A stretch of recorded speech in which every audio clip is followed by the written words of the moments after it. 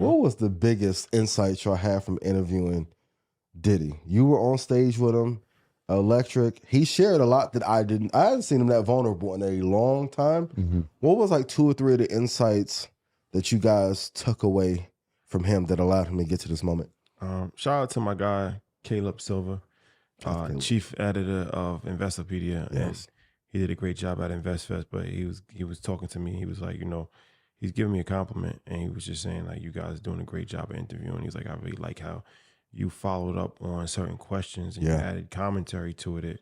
It made it even more livelier for the discussion. He was like, it was very, very well crafted. But a lot of that just came from me just having epiphanies on stage in real time. Yeah, I can see the light bulb go off. It's like when he was saying, he had a moment where he said that, him being a billionaire, and there's only like 12 black billionaires in America, and he said there's like 16 black billionaires in the world, something like that. And he was just saying that the help is not coming. And after he told the audience, he was like, look, I saw over the hill. I'm kind of paraphrasing, but he was like, I got to the top of the mountain and I saw what's on the other side. And I'm letting y'all know the only way out of this situation is for us to come together collectively. The help and the assistance is not going to happen. And that was like a ill metaphor for me, because I was just thinking in my brain, it's like a general, like, I watch these shows like Game of Thrones and all that stuff.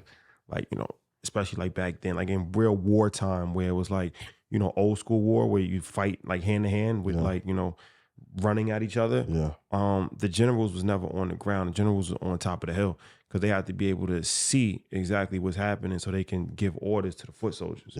So that's kind of like, I just had that moment in stage. I'm just thinking like, all right, that's like the general, like on top of the hill. You can't see, the foot soldiers on the ground can't see what's on the other side of the mountain, but the general can. So now the general was like, oh, they got giants. You know what I mean? Like, they don't know that until they borders were flames. I said they got dragons and all. Like, yo, you about to get slaughtered. So now he's reporting back like, nah, rally the troops, like this and that. And then, but the people on the ground, they like telling the generals like, they don't know what you're talking about. Like, you know what I mean? Like, no. If we can get to the other side, then it's all rainbows. And they're like, no, I'm telling you, it's not. So when he was just explaining that, and he was explaining from firsthand experience as far as his lawsuit with Diageo, he went into that and explained why he's suing Diageo and the practices, and how it's different for him being black and different things of that nature. So I thought it was extremely insightful and honest. Where he was like, even for him, like the realization, it took him time to even realize that. Like, he probably didn't fully understand that until he got to that point. And it's just like, oh, but he kind of like drilled down on like, yo, I'm telling y'all, I'm in it. I see it. I see what you can't see. Like, you know what I mean? So to me, that was a very insightful commentary on his behalf. And that was definitely a highlight moment for me, for sure. What about you, Troy? There's a couple, man. I think, and it's tough because the world would never see it, because they know that the personality of Puff is very like alpha male, super dominant, a general. But the way he came to InvestFest was he respected us as generals too. It was like, I want to do what y'all want to do. Y'all tell me what y'all want to do. Let's do it. Like, y'all want to do this? Y'all want to move this here? Y'all want to do this? Y'all want this to be the look? Y'all want me to go to the marketplace? Let's do everything y'all want to do.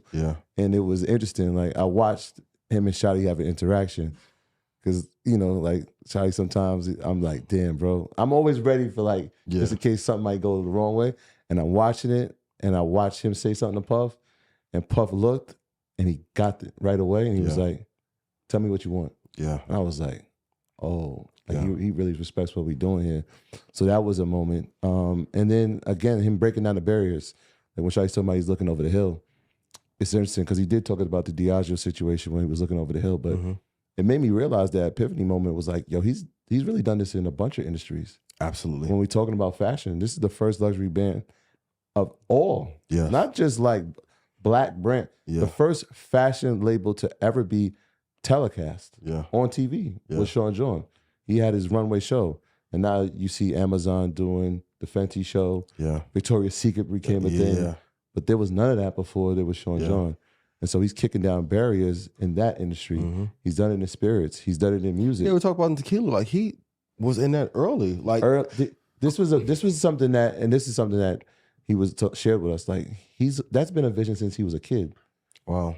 Like he has always wanted that, and so it was like, let me prove myself. Yeah. And most people thinking like Puff in the height of Bad Boy. Like I think Big had just passed, but No Way Out and all these things had already come out, and he's like, I have to prove myself in this industry now, and so he does Ciroc, and what he really wanted was a tequila, and so it's like, yeah, I proved myself.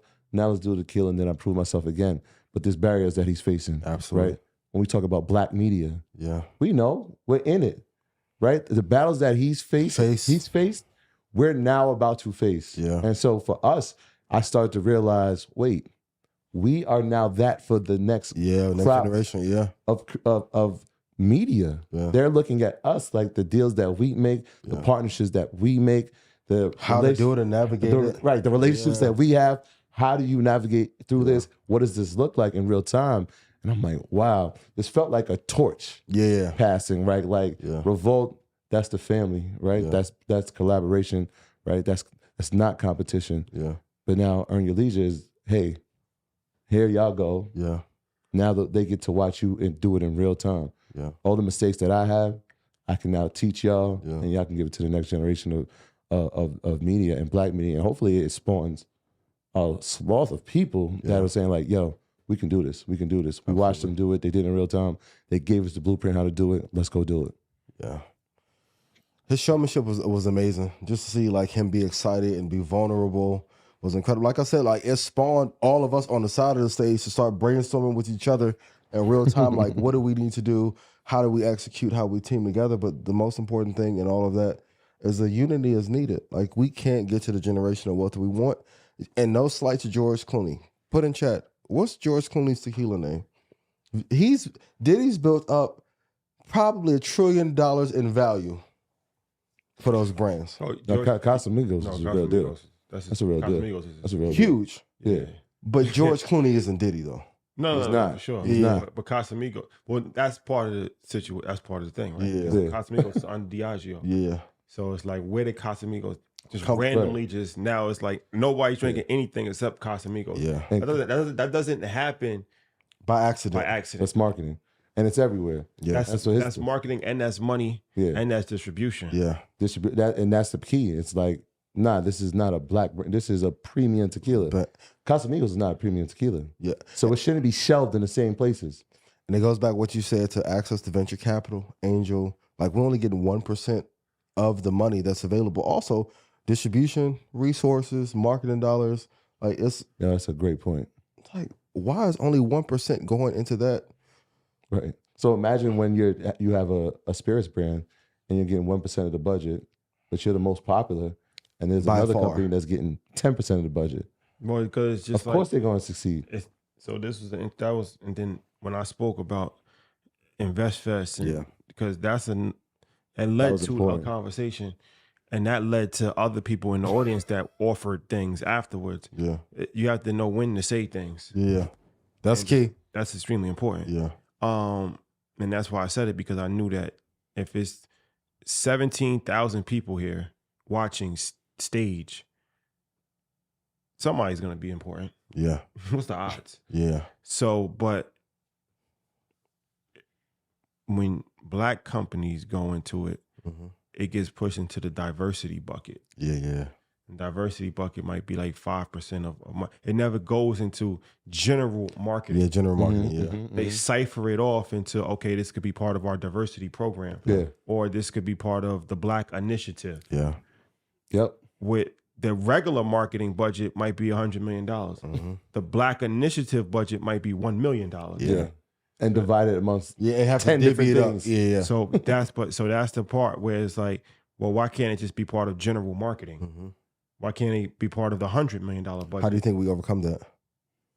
That's what Diddy said. It's the only way to overcome it is the collaboration with each other. Yeah. It's not going to happen. That's what this like a cultural supply chain? It's not. And somebody else told us that of equal status as well. It's not going to happen. Yeah. Never going to be a time when the black company is going to get just as much funding or just as much push as the white company. Yeah. Because it's a white company. Yeah. It's the unfortunate, harsh reality of it. Yeah, got to deal with the cards you dealt. So the only thing that you can do is now work with other black companies to accelerate the growth of that. It's not going to happen. It's not going to happen for you. Strength in numbers. It's just not. Yeah. That's interesting. Unity is a force multiplier when you're blacked out. Let's just see who's ready to join. Right? Like if we think about all the success that we've told about those 16 of the 16 billionaires in the world, how many of them have businesses together? Yeah, that's a great point. That's a great point. How many? Even the American ones.